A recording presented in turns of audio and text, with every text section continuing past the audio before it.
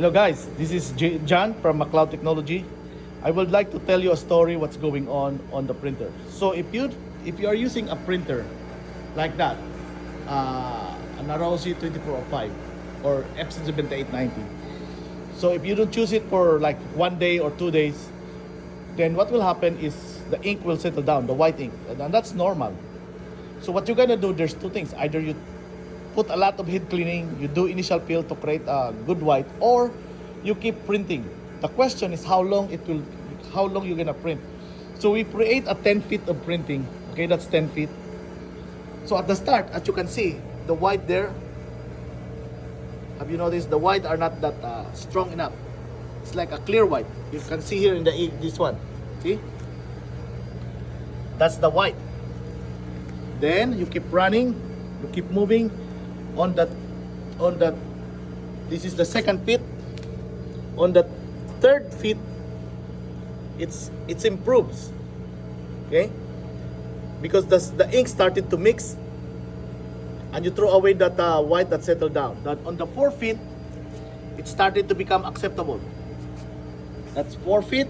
So you can see that for the first eagle, 1, 2, and 3, and the 4. The 4 is acceptable, but you will get the best one on the 5th one.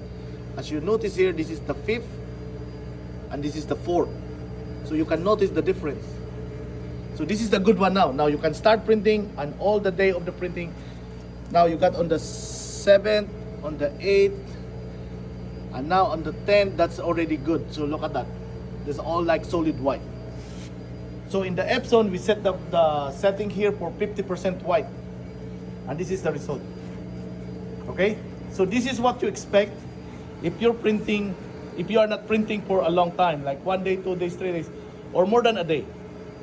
But what you're gonna do? So what you're gonna do is you just keep printing, or maybe you can create a solid white image and let it print for maybe 3 feet. You can see here. There's the first feet, second feet, third feet. Maybe 3 feet. On the 4th feet, the white are now getting better. So this is how you're gonna do if you want to have a better white. Okay, this one is not a solid white.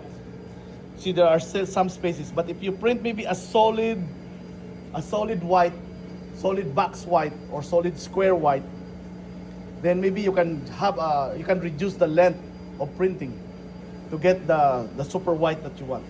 Okay, so these are the things that I would like to share to you today. I hope you're gonna learn it and you see what's going on. Okay, but the most important, the Chinese ink. Okay, the Chinese ink are designed for Chinese printer. Okay, so the Chinese printer has the ink circulation.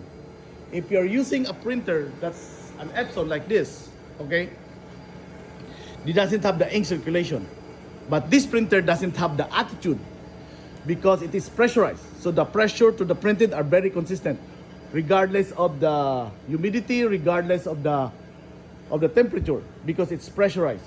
It has a cartridge and it squeezes the pressure to the head. But the problem is you don't have the ink circulation, so you have to use an ink that is designed for for Epson printer.